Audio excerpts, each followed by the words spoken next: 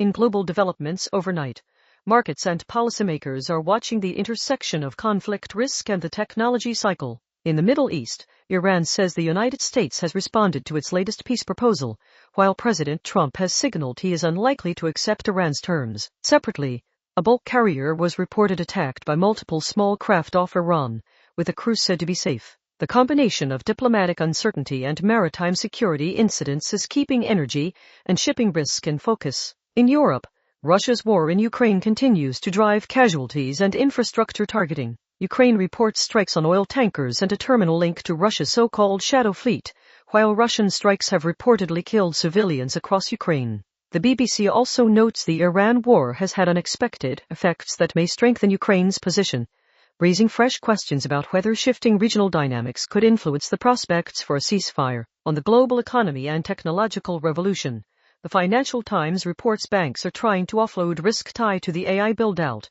warning they could choke on data center debt. Lenders are exploring private deals and risk transfers to reduce exposure as demand for compute and power infrastructure accelerates. The takeaway is that the AI boom is now large enough to create second-order financial stability questions.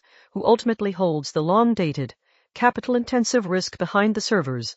In the United States, the Financial Times reports the Department of Justice has lost about a quarter of its lawyers since Trump returned to office, amid resignations and firings. The paper also reports the administration is widening a national security-based clampdown on wind farms, with the Defense Department stalling 165 projects. Together, those moves point to a more contested policy environment for both institutions and the energy transition, with potential implications for investment certainty. Turning to Australia, attention is on monetary policy and the domestic economy ahead of the Reserve Bank decision on Tuesday.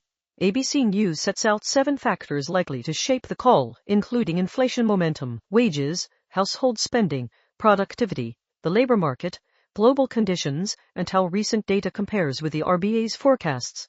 SBS reports the federal government is set to pull back budget spending as economists warn a delayed economic shock could threaten jobs, linking local risks to global pressures. On politics and government, The Guardian reports Labour insiders see the Albanese government approaching a defining test of its appetite for reform, as it balances fiscal constraints, external shocks including the Middle East conflict, and expectations from its base and the broader electorate. For the Australian Public Service, the key material angle is that tighter spending settings typically translate into renewed scrutiny of program delivery, staffing, and procurement discipline across portfolios. In technology and security, ABC reports a major security flaw has exposed the real-time location of thousands of police devices, potentially including undercover officers, and those traveling home. That raises immediate operational and safety concerns, and it is also a reminder that as agencies digitize, cyber and data governance failures can quickly become frontline public safety issues. For the Australian share market,